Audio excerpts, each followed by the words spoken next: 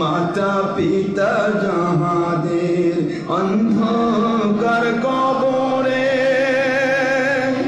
ভক্ত পুরুষ মহিলায় আমাদের অন্ধকার কবরে, তারায় নবীজি আল্লাহ পাকের রহমতে,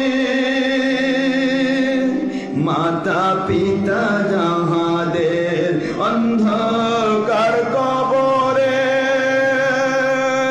তারায় নবীজি দয়ার নজরে, আপন হাতে পিলায়েন কাউসার, আপন হাতে পিলায়েন কাউসার, ইয়া রাসূলুল্লাহ